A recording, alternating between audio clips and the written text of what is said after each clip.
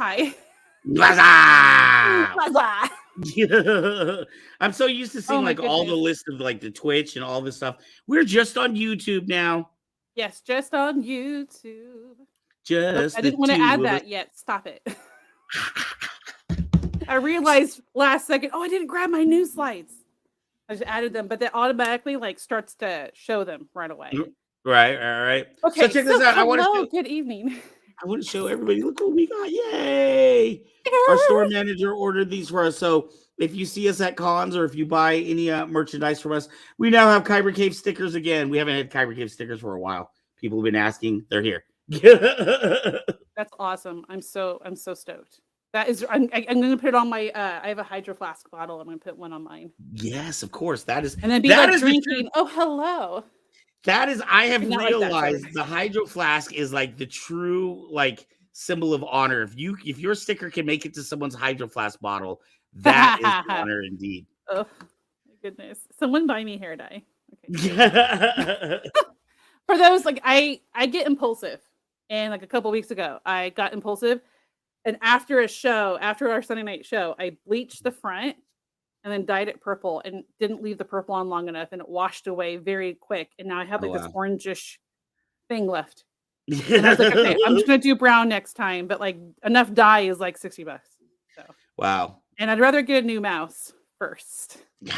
For those who watched last Wednesday's gaming stream, which we have every Wednesday morning at 10 a.m. Pacific, my mouse was not working, and this is the second mouse that my children have killed. And you actually got a lot of views for your first stream at 10 a.m. I was actually really surprised. It's nice. Some people can watch that kind of stuff while they're working too, which is kind of cool. So sometimes that's a kind of a good thing to have, to be able to watch or listen to something while you're working. It was kind of fun. It was scurry. Anyway, but then again, I'm a wuss. That's true. I get scared playing the games myself. I'm still foggy. For those who like, I was rushing here. And my glasses, I'm like hot, and so my glasses are like actually fogging up. Look at my fan going. All right, anyway, everyone. If you are tuning in, make sure to say hi. I see people online, but nobody's commented yet, which is weird. I'm used to like them usually like flooding in right at the beginning. Yeah, it says we've got 5. So yeah, I'm used to people commenting, but some people like to just watch too, which is just fine. It's not like when I watch She-Hulk, I get to comment on it, like in the comment section below. That's true. So for the start of the show, we do have our nerdy news. What happened to the music? Oh, I forgot the music. Wait. Oh, professional. Wait. Hey, Forrest is in the house. Hi, Forrest. Hey, there she is. There's the professional. The play was awesome. How many people did that? We've got 5 people joined online right now. Yes, but that 5 are watching at the moment. Our first few minutes. Of course, I'm good. I rushed here. I had technical issues. My glasses are foggy. My makeup's kind of half done. All right. Well, your makeup looks a lot better than mine. Yes, I know. No. So as you see, I changed our nerdy news lady. Yes, she has different hair. She has Leia buns. Ah, I dig it. I was like, ooh, that looks like fun. And so I kind of changed her as if she'd be like at a con. Right. News at a con. First, Diego Luna on returning to Andorra. I have a link in the description to a really cool interview about his like perspective and stuff. I thought it was really, really cool. Now, have you watched all of it? I have not watched all of it because my I have to resubscribe for my Disney, so I have missed the last episode. I watched the 4th one last night. It's such a good show. Yeah. I'm really enjoying it. It's like that dirtier, grungier, more darker side of Star Wars that I wanted to see. I felt like even though like there is, people died in the first ones and the ones released and stuff like that. These are like, it's much more a little graphic and grittier. I think I like the bravery of taking that step with the show. Right. And so there's a link down below to his interview. And then the other Star Wars news is that Comic-Con is coming up this weekend. Oh, wow. And Star Wars has some stuff that StarWars.com was showing some really cool things they have. Like you can even see Lola, a necklace. Oh, wow. So if you guys are going there or curious on what they're showing, there's a link in the description below that shows you all the really, really cool stuff that they have showing there. And I also send added us the some dates stuff. of the Comic-Con. Yes, check it out. Check it out. And so that was the nerdy news for today. Woohoo! Yeah, we should end it with the sound effect too. I like it. I was like, I like it. Yeah. Any hoozles. So that is the nerd news for today. Now, our next. Before we go into the next segment, I want to remind some people that may be new that we have a Patreon page.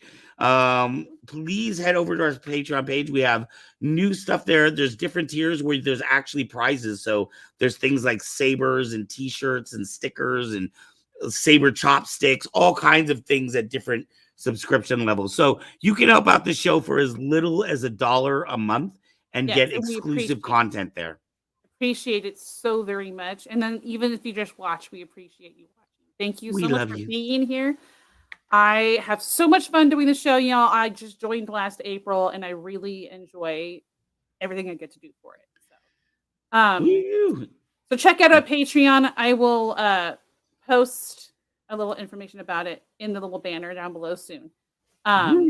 So next, we have a segment every week called Flow the Show, where our wonderful producer, James Kyser, brings us an artist. A flow artist, for those who don't know, is kind of like someone who does something visually stunning, whether it be sabering, whether it be gloving, all these different types. Staffs, swords. Yes, exactly. There's flames, fire. So this week, James Kyser, Darth Cephalus, aka, is our flow of the show this week. Woo! So without further ado, thank you, James Kyser. Here's your flow of the show. Darth Cephalus! Darth Cephalus YouTube channel, link in the description. Woohoo!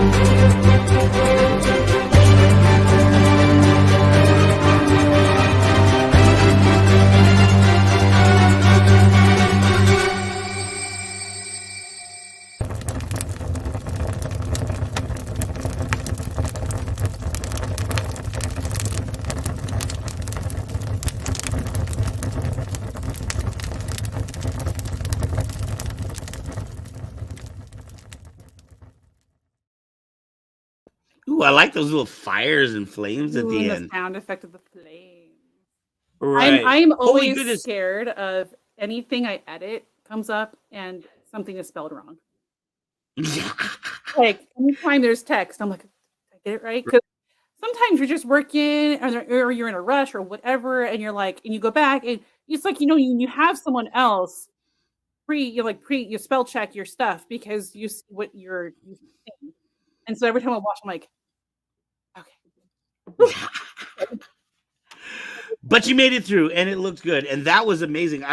Did you notice how much light was being produced from the Saber? Like there Yeah, was no I other light did. in that area except Just for his that flames. fire. Yeah, that was pretty cool. That was pretty cool. That was amazing. Oh my James goodness. Kaiser, thank you as always, Thank you, our wonderful sir. producer. Thank you. Ooh, by the way, for those that don't know Distance Nerding, make sure to check Check him out out. their podcast anywhere you can internet. Basically, you can find them. Anywhere you can internet. Their website is in the chat, distancenerding.com. Thank you, kinda. Yes. All right. Next, sir. I think we are ready for our feature, don't you? Yes, I believe we are. I am excited about our feature tonight. I know I'm always excited, but this one is a really fun one. We have interviewed the Saber Legion. We have interviewed Lightspeed, the owners of these groups. What's up, Kevin? We have interviewed Faisal out in England, and we've learned about a lot of different fighting sets. This is a group we have never interviewed before and is actually probably the oldest of all the groups. So I am really excited to find out more about this. We have Mr. John Schares of Ludosport. So with no further ado, roll that film.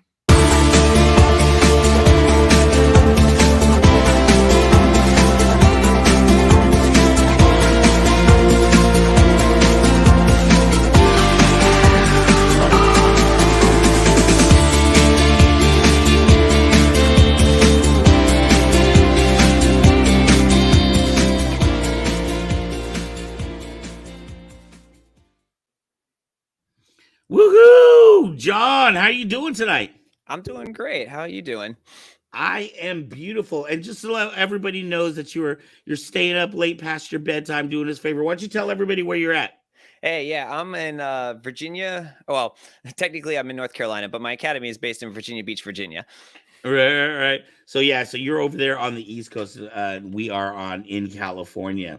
So why don't you let people know a little bit? I am really excited to talk to you because there are so many elements about the sport that you do that I find different from the ones that I'm used to, being the Saber Legion or even Lightspeed. I've competed in those, but I know nothing about Ludo, although it looks like so much fun. Why don't you tell us about it? What's up, Saewong? Yeah, there's a lot to go over with Ludosport. Originally, Ludosport started back, if I remember, in 2006. It originated in Italy. It was just 3 masters, and they saw Star Wars, and one was a gymnast, and they're all in kind of the fitness world, and they wanted to start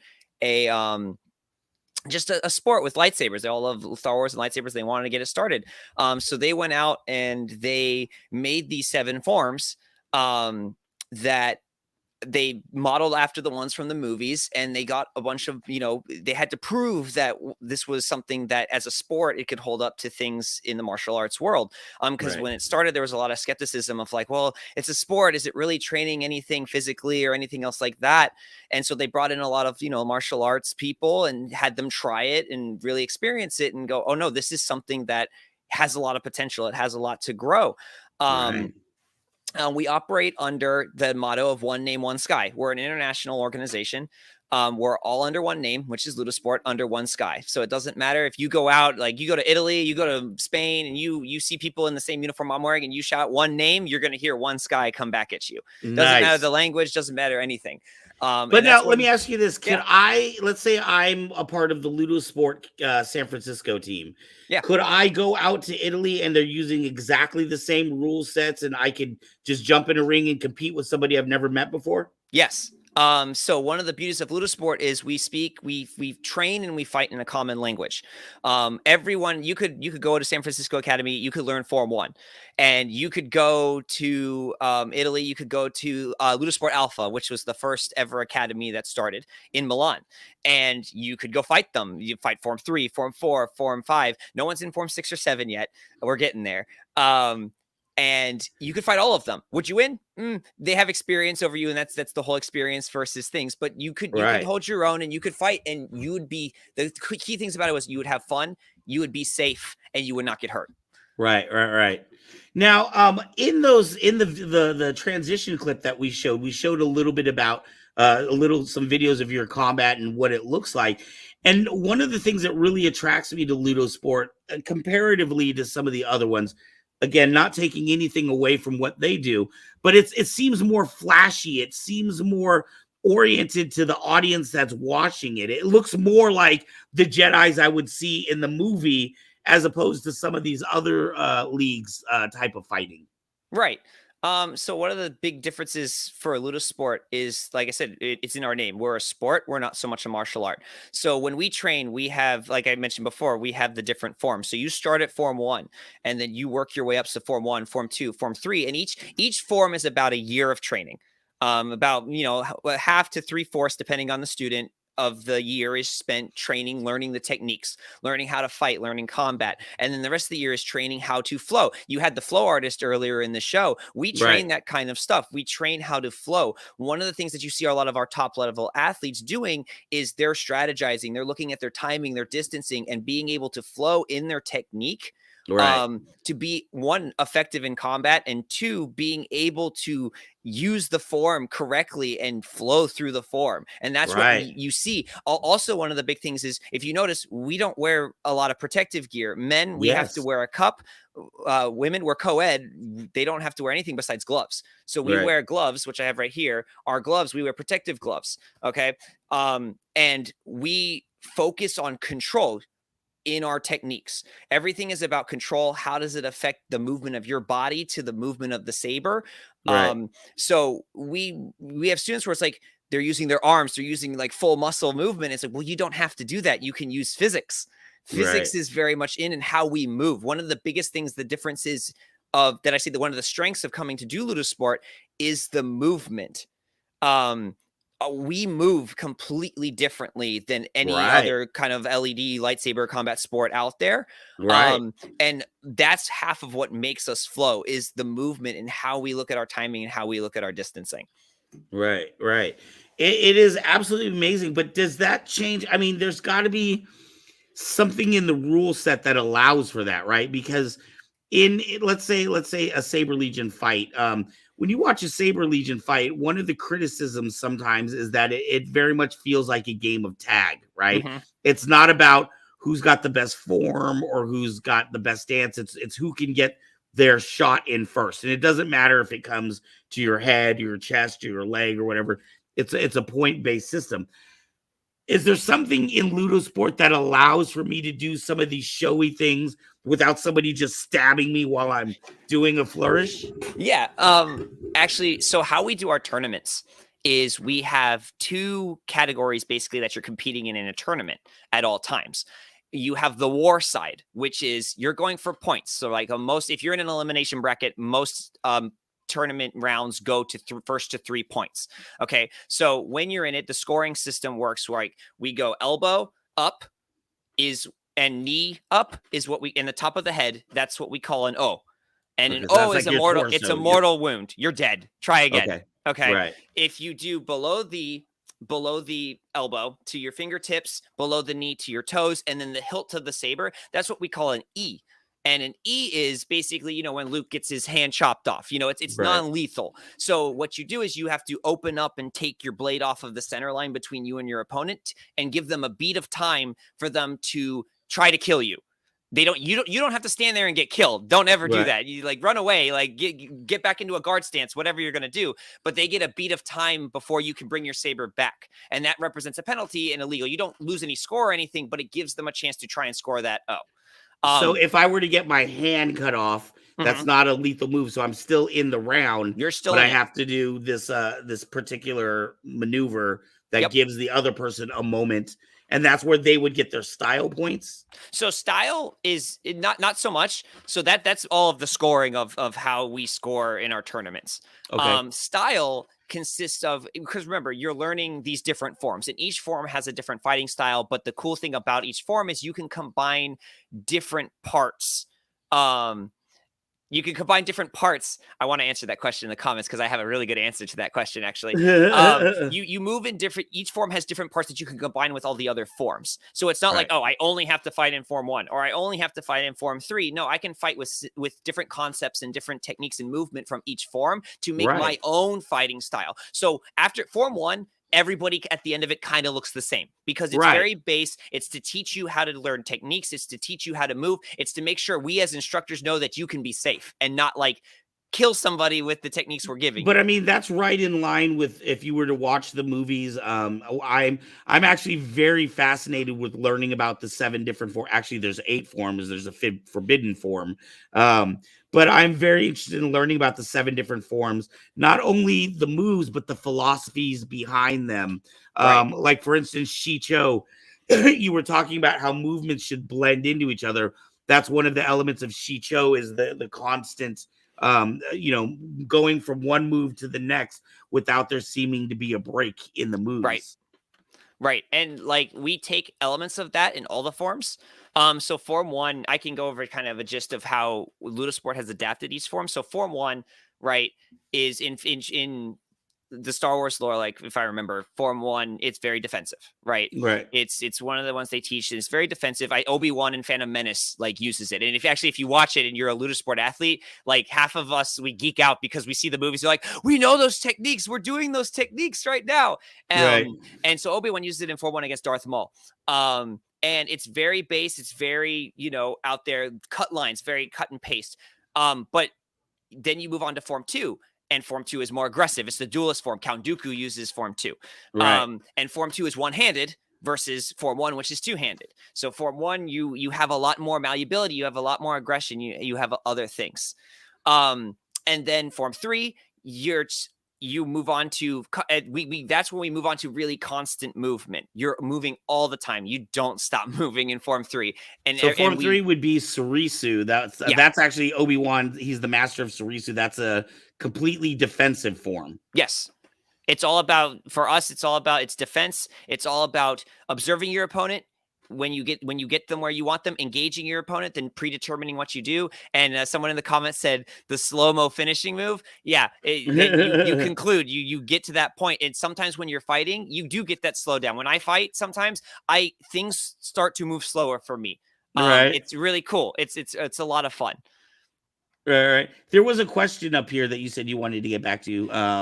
How different do you move? Is that the one that you were talking about? So yeah, how different do you move?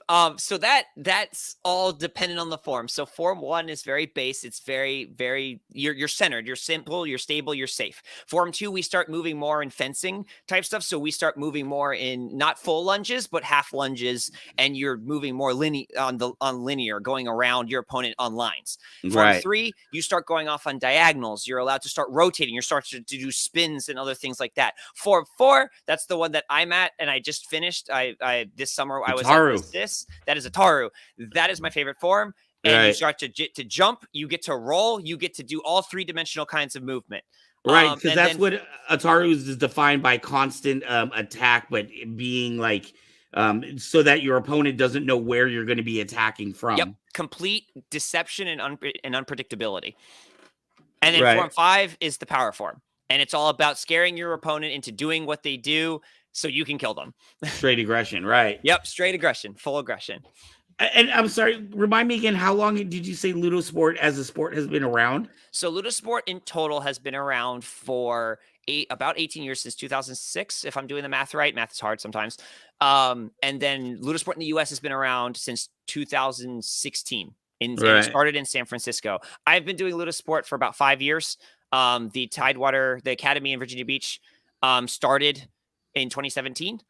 And it's still going, and we got through the pandemic and things are still going. We also have academies in Finger Lakes, New York, Grand Forks, North Dakota, St. Louis, and Kalamazoo, Michigan, and Honolulu, Hawaii. Wow, that is absolutely amazing. And then I think Dallas, Texas, they're about to start something in Dallas, Texas. We just had someone go to the CIS to get his Form 1 instructor. So we should have something hopefully in Dallas, Texas soon. We're always looking to expand. And like I said, if I'm one of the people you have to talk to, I am what is called a Tecnico. That is what this Wisteria tunic represents. And what does that mean for you guys? So by the way, what's up, Sally? I love you, girl. Yeah, sorry. So basically, what a Tecnico is you have two paths in Ludosport. Okay, you have the athlete path or the student path. And you go through the forums and you learn the forums and you can compete, you can have fun, whatever you want to do. We don't care. As long as you're going out there and swinging a lightsaber and having fun, that's what we want. It looks like somebody's a Ludo person. Yeah. Grand Forks. Like I said, there's Ryan. Hi, Ryan. How's it going? Yeah. Ryan's from Baltimore. We're trying to start something in Baltimore there. I forgot to mention also we have one in Arlington, Virginia. That's just getting started right now, actually. Wow. So a Tecnico, what they do is we certify instructors. We run instructor courses. So if you want to start an academy or not even start an academy, and my offer is if you just want to teach Ludosport and become an instructor, you come talk to me. So if Ludosport's not in your city, come talk to me or one of our other Tecnicos. His name's Jeremy. He's a really great guy. Talk to him and we will get you guys started and get you to be an instructor. And we can help you run out the logistics and other things of getting a school started in your city, wherever you want it to be. All right. Wow. That's fantastic. So with all of these different divisions around, you were telling me about first off, maybe you'll tell the audience you have a special level or place. We were talking about your medaling, I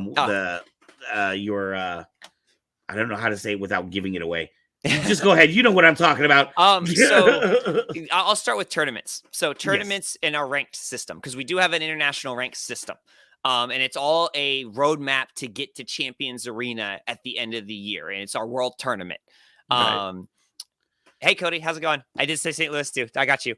So basically, you have a roadmap. Okay. Every athlete in Ludosport is allowed to do one school, one academy tournament, and one national tournament every year. Okay. And that gets you points for the point runnings. Okay. So you gain points based on your placement, whether you got first, second, third in war or style, and then your leaderboard placement, which is the overall scoring of the combined total of your style and your war score. So you have a war score, a style score, and your overall score. And that all gives you points to then hopefully qualify to go to Champions Arena, which is the world tournament. So in the US, we had 2018, 2019. We've had 3 national tournaments so far in the 5 years. Obviously, because of COVID, we shut down for 2020 and 2021. So we've had the 2018 national, 2019 national, and in July, over 4th of July weekend, we just had the 2022 national. I am the current war national champion from San Francisco, a guy named Darian. He really good style. He is the current, he's won it twice, 2 years in a row, technically 2 years in a row, not counting the pandemic. 2 years in a row, he has won the style champion. So both of us, if you win the war or the style champion in our national tournament, you automatically get an invite to the Champions Arena. You don't have to worry about points. You don't have to worry about the point placement rankings online. None of it. If you win the national from one of the countries, you are invited to Champions Arena. Wow. After that, tell them where Champions Arena is at this year. So Champions Arena this year. So originally Champions Arena was always in Milan, Italy, because that's where Ludosport started. That's where Alpha started. That's where the founding master started. Ludosport was in Milan. So I've actually been to Champions. I've competed in Champions Arena 3 times. This will be my third. The first year in 2017, I got invited. In 2018, I earned my way in by getting second in nationals. Because the system worked differently back then. And then this year, I won nationals for war, and that lets me go to Champions. So in 2019, they finally let Spain. They had it in Madrid, Spain. This year, it's going to be in Stockholm, Sweden. And we'll see how it bounces around in the rest of the years. My plan is to hopefully at some point have a bid for the US. Us rectors are going to talk about it. We're going to figure it out. But we also all have to get solidified. So Wow, that is absolutely amazing. And how is it to go and fight with these people from all over the planet? It's surreal. So back in 2017 when I started Ludosport, like I did not ever think I'd be going to Italy. I've been to Italy and I've been to Sweden Sweden once, now twice, and then I've been to Italy at least almost twice a year, once to twice a year since I started Ludosport. It's kind of crazy. It's really cool because being that the US is one of the newest countries to join Right. Ludosport, because I think the Netherlands and Brazil joined in 2019, I think. Oh no, Netherlands joined in 2021, Brazil joined in 2019. Being the first, so one of the first, you get to go to these countries and see people who have been doing this for 10 to 12 to 14 years. And all you do is you just go in there, you get your butt kicked, and you learn. And that's the best part is you just learn from these people, from these athletes, from these people who've been doing it for so long, and you just soak it up, and it's great. And you see that the culture of Ludosport doesn't matter. Everyone is trying to learn each other's culture. Like I went into, when I first got invited, I first went to Europe in 2017. I walked into Champions Arena going like, oh my gosh, I don't know any Italian. There's going to be people from Spain there. My Spanish is terrible. What am I going to do? And all of them are walking up to me and trying to practice their English on me. They're like, oh, don't worry about learning our language. We want to, how's our English? Is it good? And I'm like, it's better than mine sometimes. Like, holy crap. Like, I can't believe that. Like, so basically, like, they're so welcoming, and it's such a huge type. One of the biggest sells I say for Ludosport is the community is great. We're just a bunch of nerds and geeks, and we all love fighting with lightsabers. It doesn't matter if we're good, we're bad. We all love fighting with lightsabers. And that's one of the biggest pulls. And even if you're not, like, let's say you're not going to be a top level athlete, there's so many different jobs and things you can do in an academy or international to help. Because you were asking about our tournaments. We have in what we call INCOM, which is our officials and our style judges. If you want to become an official or a style judge, you could take an official and style judge course and take those courses. Yeah, Ryan, not used to seeing me without a bandana. I used to have, I don't have long hair anymore. I'm sorry. It's all gone. The other thing that about the community too, and I have them right here, I ran to grab them during the thing, was we have a manga that is all based on, these are all athletes from, this is made by the French. It was crowdfunded, and these are all athletes. I'm actually in this one, which is cool. Snaps. And they made it. They can't sell it outside of France right now, unfortunately, but they're working on it to get it outside of France. But they have this manga. It's completely animated by one of, or hand drawn by one of our athletes. It's really cool. It has its own like lore and stuff that we use with the lightsaber and everything else. And then they also crowdfunded a graphic novel. So they have a graphic novel in here as well. Wow. So there's a lot of things in universe that we're all about fantasy and taking the sport and putting it into fantasy and putting you, the athletes, in obviously not in Star Wars, because we can't do that, but we could put you in this world of Ludosport and lightsaber combat. Right. That's fantastic. Now, really quickly, are you guys using 1-inch blades? So we have, because it's hard for me to ever answer that. These are our blades. They are specific for Ludosport. Okay. It's all in metric, so my conversions are not there. But we have 3 different sizes of blades because we use 3 different weapon sets. So after you complete forms 1 and 2 in long blade, you do what we call course Y, which is something that lets you try out the 3 different weapons. And the 3 different weapons are long blade. Then you have really a little blade, which is for saber staff, for the double-bladed lightsaber, because everybody wants that. This year at CIS, we actually was the first time we got instructor certified for saber staff, finally, for Form 3. So all the people that have been wanting saber staff, it's finally here. And then we have dual daggers, which I am also an instructor for Form 3. I'm an instructor of Form 3 dual daggers. We had to make them daggers because 2 long blades is very unwieldy with how the balance of the saber works. And it's also kind of unfair sometimes to put 2 long blades against 1 long blade and expect the 1 long blade to deal with it. And from me fighting other long blade people with dual short sabers, they have a very hard time fighting it already. So,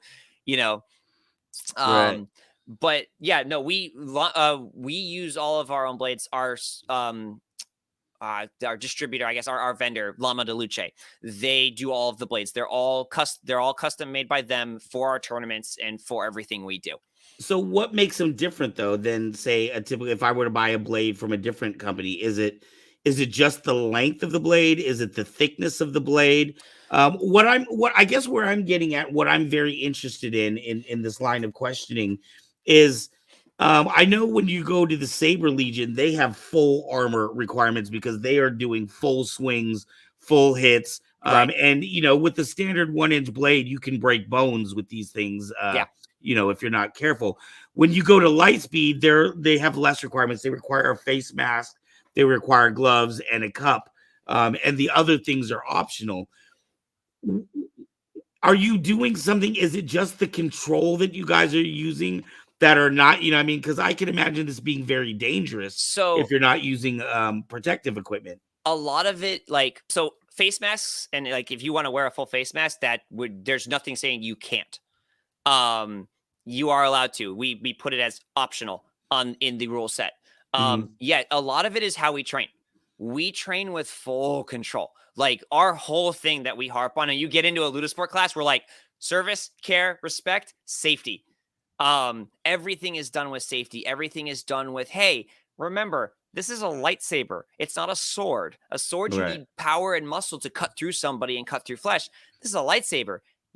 All you need to do is tap them and you'll cut through them. Like you don't need power. And that's that's how we train. We train with control. And also the forms are made so that one of the big rules of Ludosport that none of us, you cannot stab at all. Right. There is no stabbing at all.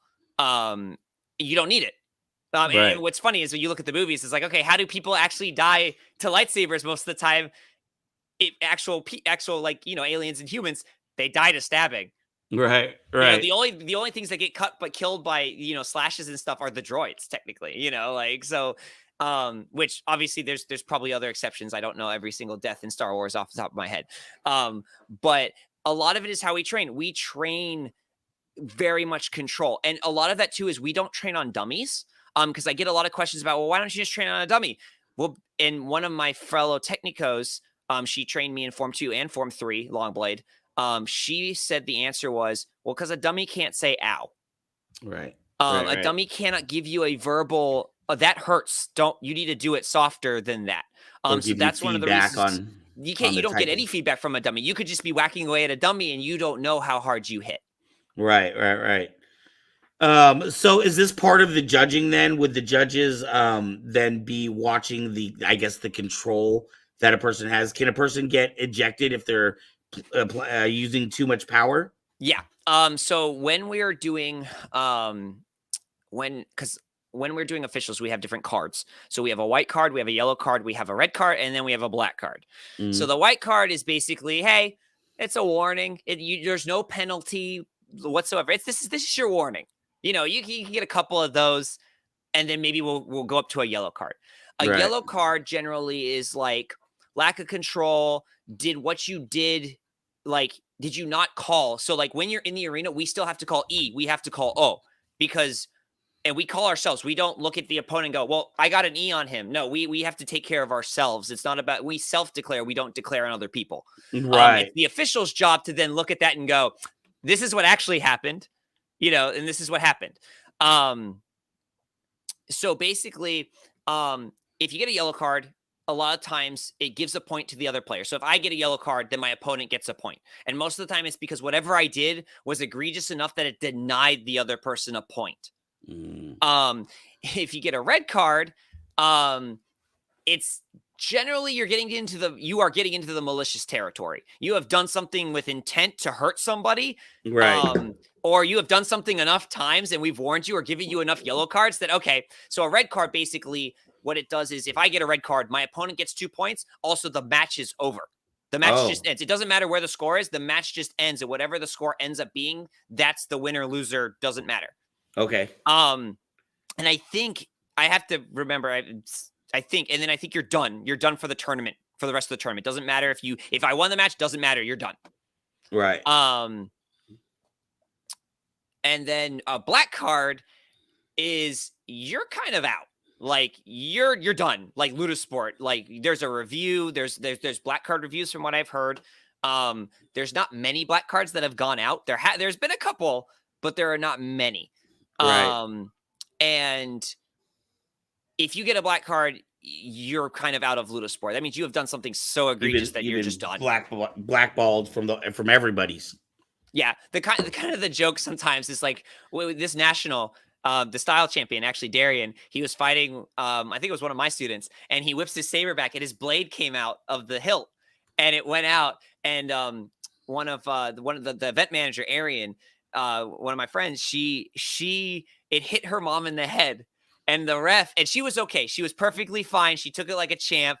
And like the ref, Andrea Pini, he just looks at it, Darian, and just goes, black card. And like, and Darian's like, no, like it's a joke. Like it's completely, and everyone's just kind of laughing and having fun with it. Right. And he was so like, no, I can't get a black card. Don't do this. But that just shows how often black cards come out. They don't come out very often.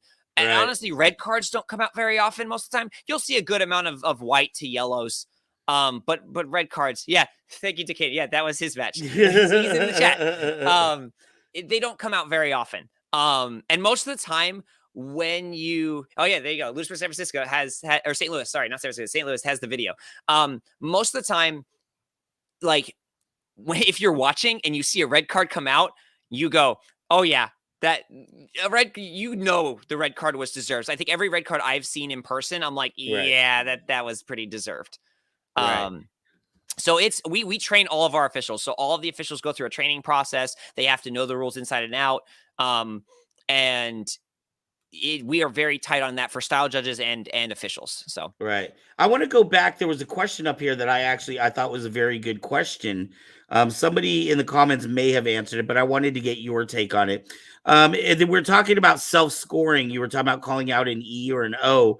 And Ryan says that's a lot of pressure for the combatant, isn't it, to call out your own points? Shouldn't officials make the call in the end?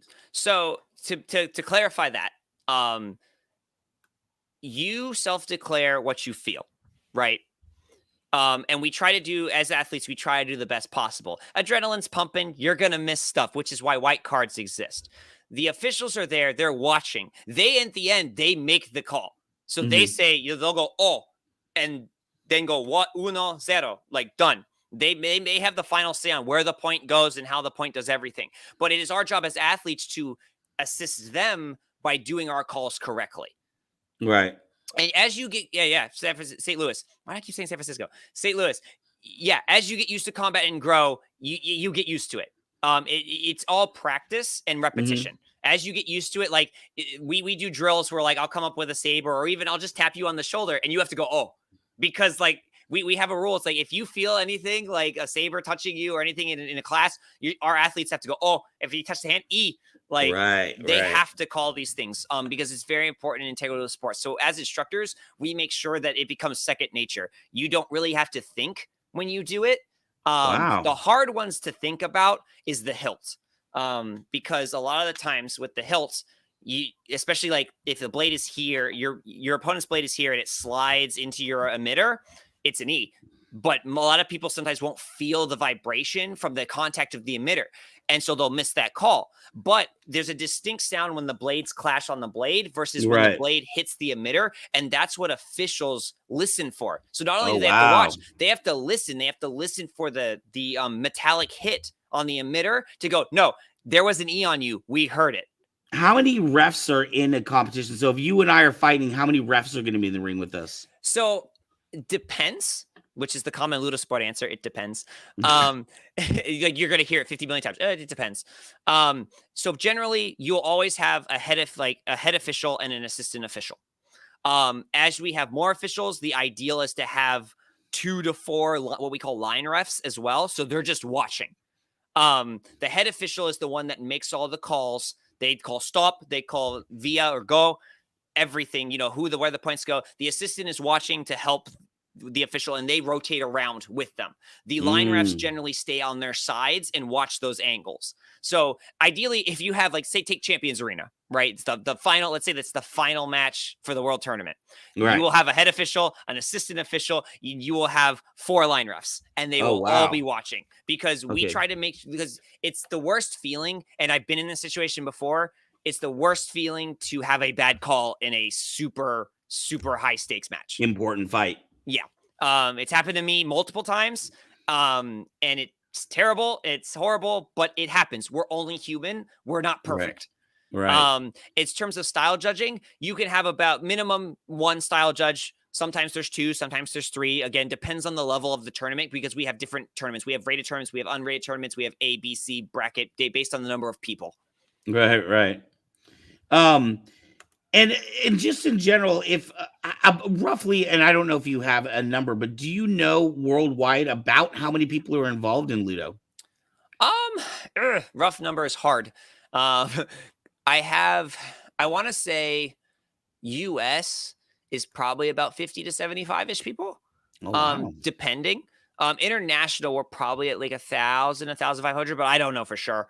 I don't have every academy's number or anything. Especially after pandemic. Like, I know we were a lot higher before the pandemic. When you're going to these tournaments, like these championships, it's not just like 5 guys in a room together. No. So the national, I think this year's was about 26 people, if I remember. Competing. That's competing. Okay. That wasn't just attending. That was competing. We had some that were not competing that even attended. The Champions Arena is always 64. They are very adamant about that. It is always 64, and it's all pulled from every single. It's all the national champions, and by points pulled from the network, from athletes from every country. And they always state we have the masters have the right to invite whoever they want, and you could deal with it because they're the masters. Right. So they always tend to invite the newer countries. So like I said, my first year I went to Champions Arena, I got in on an invite. And so this year, I think they invited Brazil and the Netherlands because they're the 2 newest. So they invited, I think, their rectors out to come compete, as far as I've been told. Right. I know Brazil is out there because he was asking a couple of us about it. In terms of the national, it can go up to 128 people if you have that many. I know Alpha, the first one, they have that many people, and their tournament is huge. And somehow they still get it done. Be a great feeling. Somehow they still get it done in a day. I don't know how they do it, but they're like, boom, boom, boom, boom, and they get it done. The other thing about Ludosport is everything I'm telling you is subject to change. We're still a growing sport. We're still growing on the rule set, and we're always open for feedback. We're always open for feedback on how we can do things better, how we can make things work better. What was great about the tournament? What didn't you like about the tournament? Did you like the ref? All the refs, like you do an official, like you're allowed, you go in and you can write up like, hey, I have a complaint about this ref. I didn't like how they were doing this. I didn't like how they were doing this. I felt that they weren't really seeing what they were supposed to be seeing.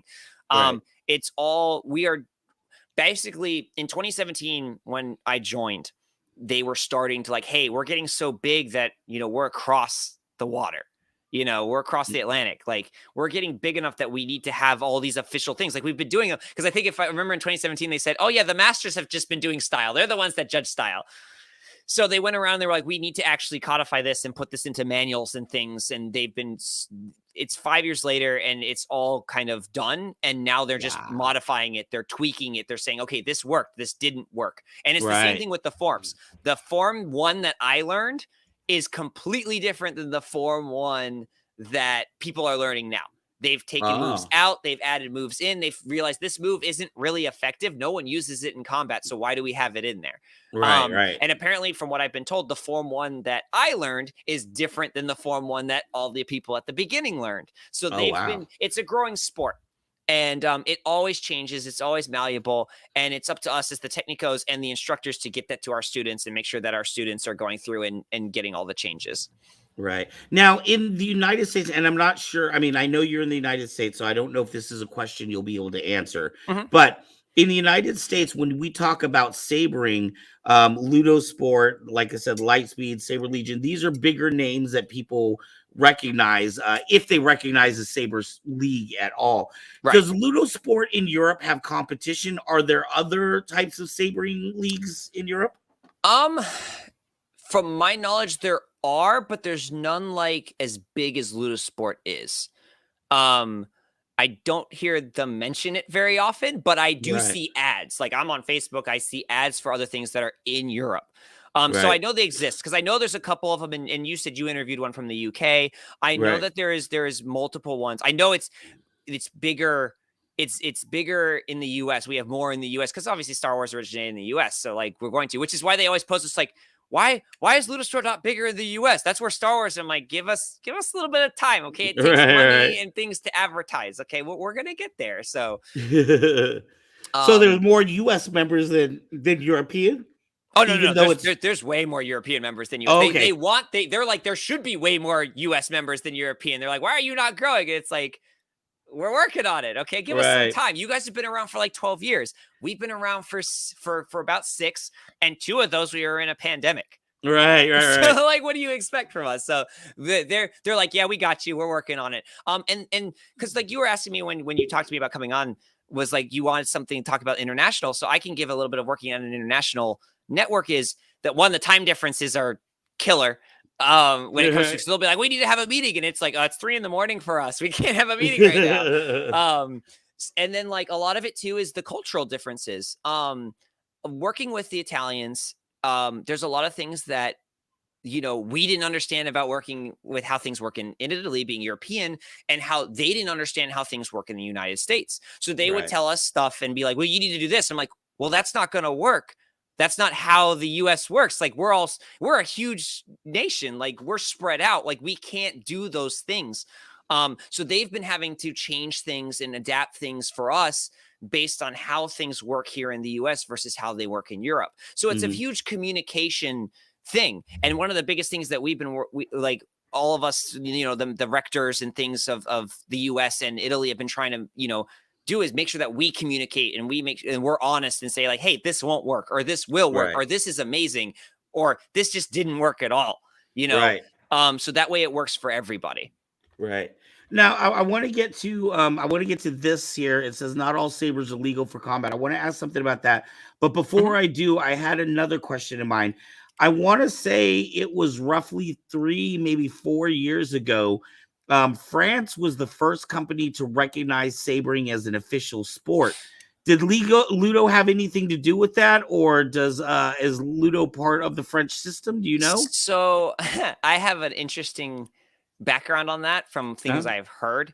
Ludosport was in contact with the fencing federations of Italy and France about making Ludosport the official sport. Right. And they had I think this was 2019. This is all from what I've heard. I have no idea how much of this is real or not. This is just what I've heard. And they were almost set to do it. And then France jumped the gun and went, nah, we're just going to do it. And they made their stuff. They made the French Fencing Federation made their own stuff. And apparently the other fencing federations were not happy about it, and neither were the masters. They were like, how could you do this to us? Like, right. And that's all the information I have on that. I don't know anything else more on that.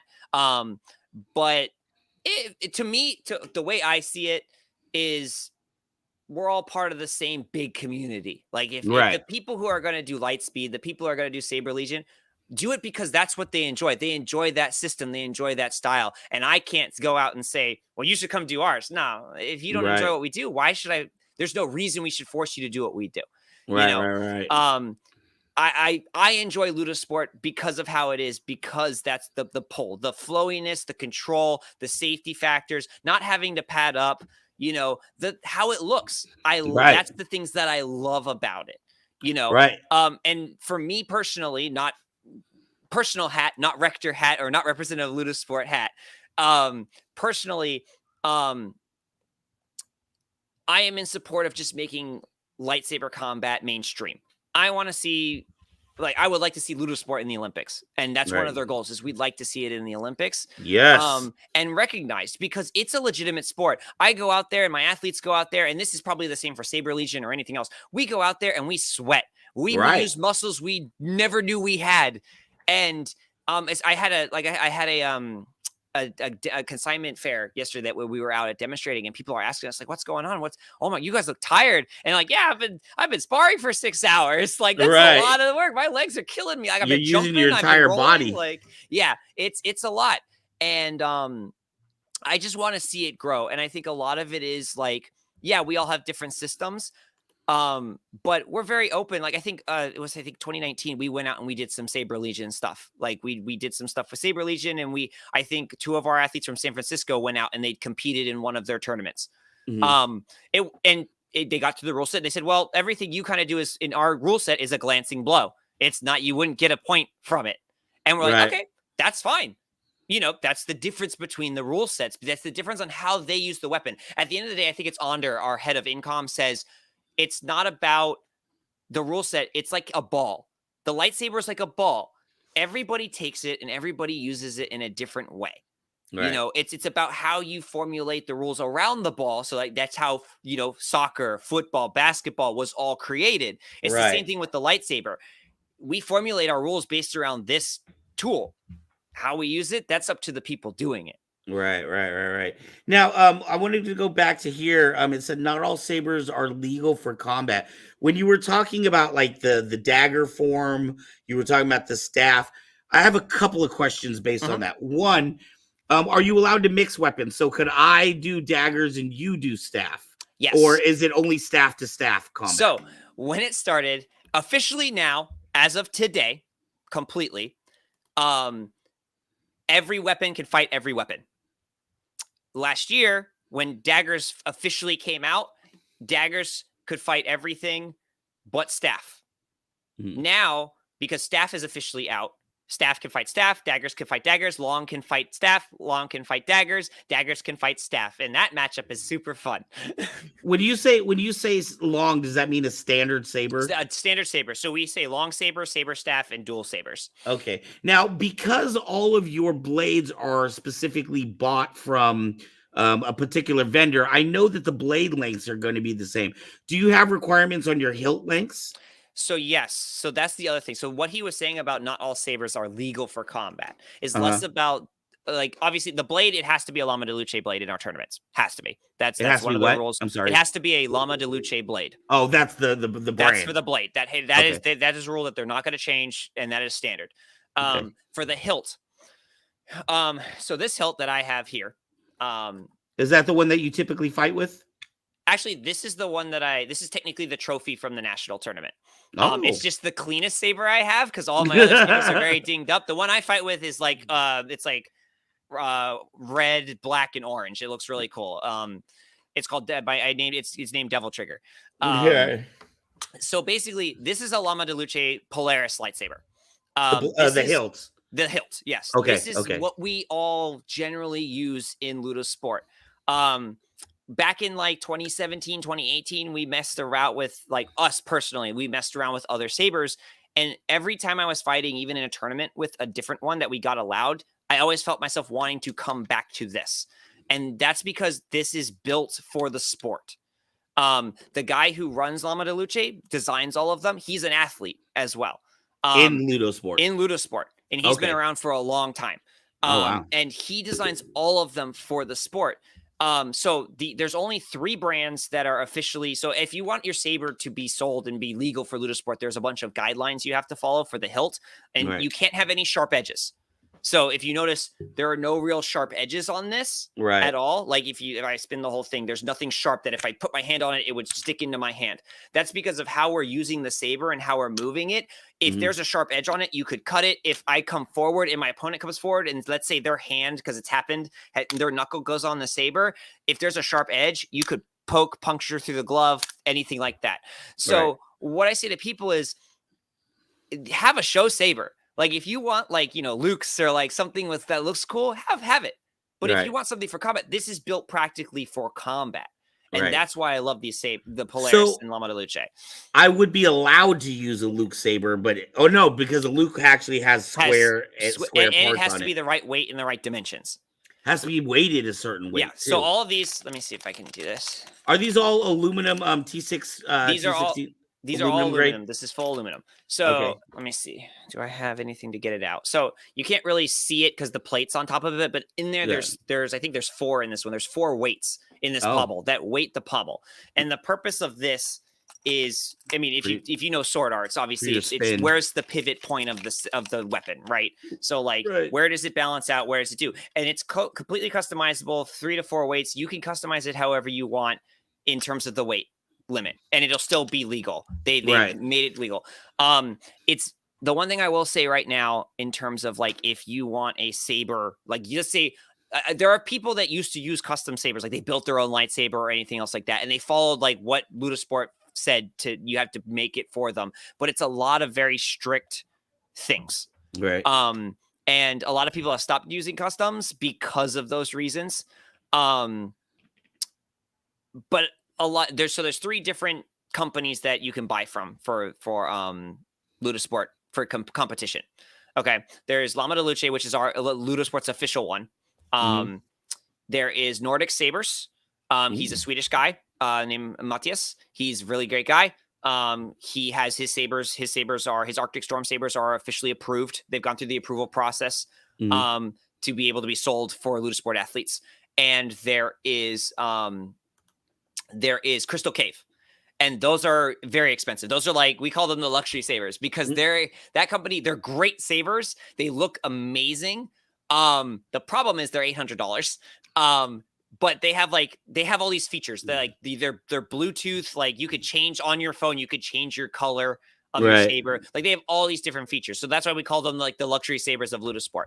And they also have gone through the process. So there's a whole process you have to go through to get your saber approved to be sold and Ludosport official. Recently we were just going through. There's a company, I think it was based out of the UK, that was claiming, our sabers are Ludosport official. And Daniele, the guy who runs Lama de Luce, who runs all of that, messaged them and said, hey, can you please stop claiming that you haven't gone through our process? These sabers are not Ludosport official. This is false advertising. And you need to stop. And they didn't respond to him at all. So we've actually been going through, saying, hey, you need to stop this, and reporting on Facebook and Instagram to the proper channels that, hey, this is false advertising. Right. Do you guys allow cross guards? Depends. I'm not 100% sure. I know that so you're talking about like the tri-saber, like the cross guard, like a Kylo Ren or So not yet. And I'm a huge Kylo Ren fan, and that's something I've wanted since 2017. And I keep pushing them, like, "Hey, when are you making the tri-saber? When are you making the tri-saber for? Because can I have it, please?" So I keep poking at him. I don't know when it's going to come out. I'm hoping we eventually get a tri-saber thing. Because I have like Kylo Ren saber, and I cosplay Kylo Ren. Right. And so I mess around with his saber a lot with our techniques. And I'm like, okay, there's some techniques that like, you do this and like the blade comes into your hand and you can't really do it. But like you could do it with a cross guard saber. Like, I don't see why not. I don't know if it's a priority for them right now. Because they're still trying to finish getting 6 and 7 out for long blade and finish. I think they're finishing 4 staff, 5 staff, and 5 dual blades right now. Once they finish all that and they can do that, they'll probably start looking at cross guard sabers and other things because they're just trying to make sure that the core is solidified right now. Right. Would Subas be legal? What is you that? Guys? Suba is on a saber. Some sabers like they use them a lot in the Saber Legion, but it's the flat part at the top of middle and it protects your hand. No, those would not be. I don't think those would be legal. Okay, because I know in like Lightspeed they're not legal because they're not lightsaber-ish. They want that lightsaber authenticity. I couldn't tell you the reason why they're not. That's a Daniele question that I'd have to ask him that I've actually never asked him about. Right. So I'd have to poke at him and ask him about that. But I know, because like I said, a lot of it, I don't think they'd be legal because let's take Form 4 for example. My grip in Form 4 is like this. Because I need to be able to be malleable with the saber and how I move it around my hands. So I feel like if you had that, you wouldn't be able to do some of the techniques that we do. Because remember, like I said, our sabers are made so we can do our techniques and do them the way we need to do them. Right. Wow, I'm really fascinated to find out about your sabers in general. We obviously are a saber store, and I've been around sabers for over 4 years, but to have ones that are specific for the sport, I find very, very interesting. Hey, John, you know what? I apologize. We've kind of run over our time. I'm having so much fun talking to you. I want to kind of get into the wrap up here. Is there anything that you kind of want to let people know about, or if, somebody wanted to start a Ludosport out in their area, any advice that you have, or maybe you want to tell us about, some plans in the next coming years for Ludosport. As far as around here in the US, I know that a lot of academies are trying to expand their schools. And from what I've talked with a lot of people want to be instructors, but they don't want to run an academy. And the biggest thing that, kind of turns them off from Ludosport is the fact that they have to, like, they'll be like, hey, they'll miss this like international, be like, hey, I want to do Ludosport. I want to teach Ludosport. And they're like, well, do you want to run an academy? And it's like, well, no, I don't. Like, okay. So my biggest thing is, at least on the East Coast, I can't guarantee this for like the Midwest or any other academy. I can guarantee this at least for my academy, and I know that Finger Lakes is trying to do the same. Right. We are definitely looking for people that want to become instructors for other cities. If you want Ludosport to come to your city, please reach out to me at our email, which is tidewater@ludosport.net. And I run one Form 1 instructor course and one Form 2 instructor course a year. And Jeremy from Finger Lakes up in New York, he runs one Form 1 instructor course. He's actually about to run a Form 1 instructor course, I think next week. Okay. So we both run one a year. And we try to make them as affordable as possible. So that way with travel and everything else, you guys can get out there and we're not, soaking up a ton of money. Right. We make them as affordable as possible. And our goal is to get you guys running in cities. And you don't have to run an academy. We'll talk about how to run the academy, at least how to get classes going, get students. And then we're looking at my company that runs my academy, and that if you're close to us, we'll put you in contact with an academy that is close to you that may want to financially support you to run that. So that way those academies grow and you get to do Ludosport. So if you want to become an instructor, definitely reach out to that email. Let me know, and I can put you in. I can talk to you about it, and we can figure out when we're doing the next instructor course.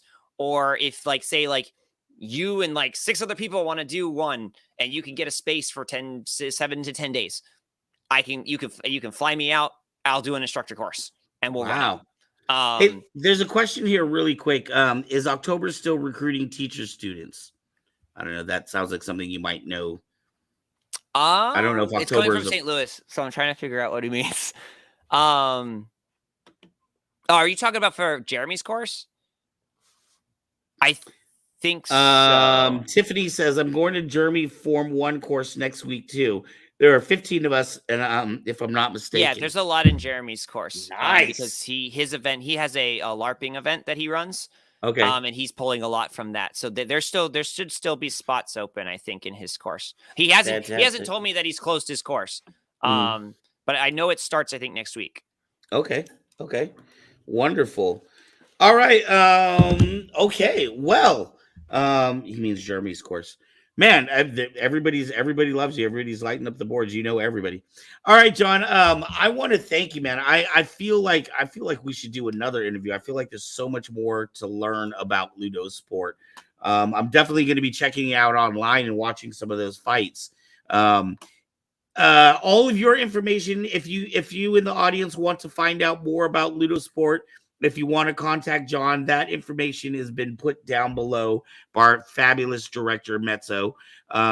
So you can contact them and find out either if there's a location near you or what you can do about starting your own organization. John, I want to thank you for being on with us tonight, staying up late with us, letting all of our audience know about Ludosport. I'm definitely going to look into it more. It sounds like so much fun. Oh, yeah, definitely. Thank you for having me on. I'm very glad that I said something. And if you want me back on or anything, let me know. I'm always down to talk about Ludosport. And there is more. We didn't even get to scratch the rankings or anything or the academy stuff. But I'm very happy to come out and talk about it. Lightsaber combat in general. It's one of my passions. I love it. And it was great having me on. So thank you. Thank you very much for this opportunity. And Matt says it all in one voice. We say, is it blue one or name, one sky? One name, one sky. One sky, one name, one sky. Mezzo got it. All right. Thank you so much, Sean. It has been an absolute pleasure, and we will speak to you again. Awesome. Thank you very much. Take care.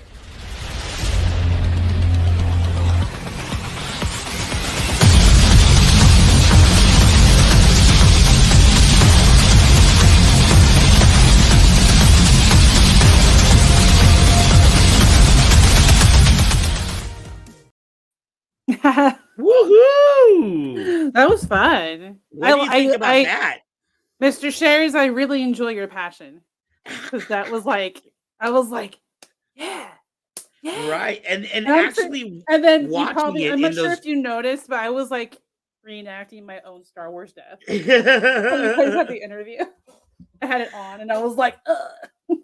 I really love it. And it's really hard to tell because the transitions are only like, 5 to 10 seconds. But if you watch in there, just the flowy movements that they do, it just looks like so much fun. At the beginning of that video, which is on their YouTube channel, their promo video, it actually says like none of it's actual like choreography; it's all combat. Right. So I thought that was really cool, and I was like, "Oh, that looks so cool." Right. It makes me miss every time I see any kind of dueling of any sort.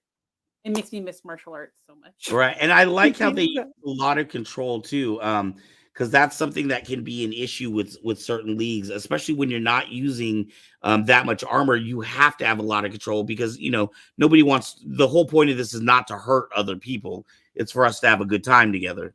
Yeah, and that's like it's just like with martial arts or any other fighting. For what I think, I'm sorry for those who are a fan, but I'm not a big fan of like UFC MMA stuff because I think a lot of those tend to go about hurting. But I prefer like when you have full control of what you're doing, right? And you know when to like just get your point in and pull your punches if needed. You're not just trying to savage destroy the other person. So I really, really enjoyed that. So thank you, Mr. Schares, for coming on our show. Thank you, John. And thank you everyone from Ludosport who is down in the comments and chatting with everyone. Thank you so much for your questions as well. That was fantastic. Okay, so next we have Mr. Kevin Hogan. He is our producer for Comic-Con Adventures. He goes to conventions every week. He was in Lodi today. He blows my mind with what he's able to do. How many he's able to go to. Like my husband will be like, the other day we were walking, I can't remember where we were, and he was like, well, we saw somebody, so we went to Michael Bublé concert a week ago. And when we were walking the street, we saw people dressed in like schmexy, like superhero costumes. Like right. Like girls wearing Captain America, but it was Captain America. And he's like, there's no conventions nearby. And I was like, honey, you have no idea how many there really are in this place. Like if we were in Sacramento. Right. They're everywhere in California. They're everywhere. So without further ado, Kevin Hogan, thank you so much. Here is Kevin Hogan's Comic-Con. Hello everyone, this is Kevin Hogan from Northern California with another episode of California Comic-Con Adventures. On the weekend of September the 24th through the 25th of 2022, we got to visit Collectors Fest Comic-Con at the Santa Clara Convention Center in the South Bay area there. We got to see some of our cosplay friends there walking around. I myself was there as Marty McFly from Back to the Future there. We got to see some cool comic book vendors there. Lots of vinyl bobblehead friends there. We got to see some cool lightsabers for sale there. And we also got to see some celebrities signing autographs, like the voice actors from the role of Naruto, and also the actor who is the creature from Stranger Things, and the Resident Evil creatures there. So that was fun to get a chance to see there. Also that same weekend there, on Sunday, September the 25th, our friends at Ohana Comic-Con visited Salinas in the South Bay area there. Ohana Comic-Con, as you may know, visits a different city every weekend up and down the state of California there. They're very economically priced, usually less than $10 admission there. It's a great chance to hang out with local friends, get to see some cool souvenirs, and get to see those awesome costumes at their local cosplay contest there. So it's a great chance when they visit a city near you to go check out those guys there. And also that same weekend going on there was the 30th annual celebration of the Folsom Renaissance Fair in the far northern region of California there on September the 24th through the 25th there. They had thousands of people go attend there. I myself there was one of the many time travelers there again as Marty McFly there walking around there. Got to see lots of plague doctors, lords and ladies, even saw knights in full plate mail metal armor battling out with real metal swords there. Got to see knights on horseback do real jousting against each other. Got to see people with real weapons use cracking the whips there for showing off there, juggling knives there. archery practice going on there. There's a real great shows going on there. If you ever get a chance, definitely recommend checking out those Renaissance fairs in your area there, or if you're in the Northern California area, the ones up here are really awesome to see. There are lots of very well decorated vendors going on there. It was very impressive to see all that stuff going on there. And also, if for those of you interested in upcoming events there's still lots and lots of more Comic-Cons to see out there. For example, Ohana Comic-Con, they'll be returning to the Elk Grove area on October the 9th there. So it'll be fun to go check out those guys and see that cosplay contest that they're cooking up again there, see what they have there. And for those of you in the Central or Southern California area there, the Big Fresno Fair will be going on October the 5th through October the 16th there, where they have the pop culture experience.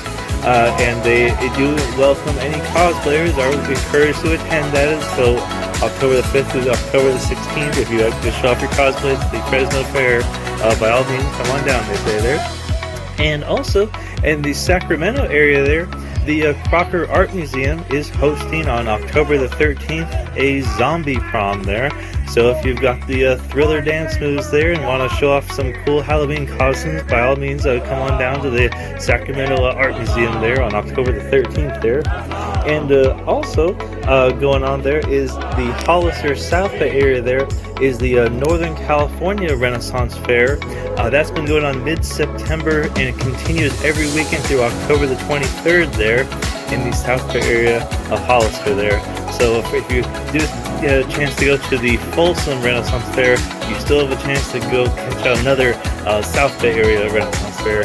So be sure to get a chance to go check it out. It'll be really fun there.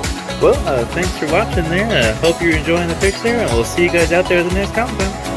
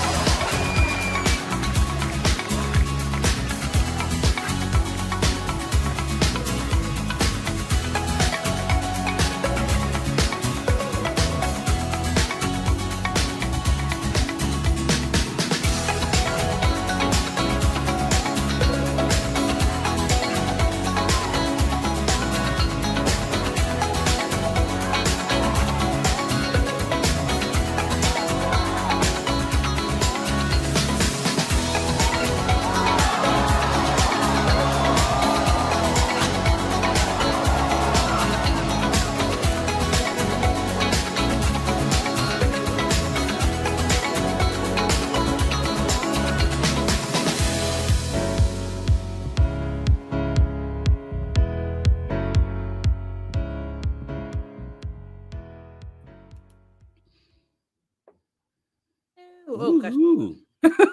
I was like, See, no. just show your husband one of these segments. He'll realize how many events are always constantly going on around here. They're everywhere.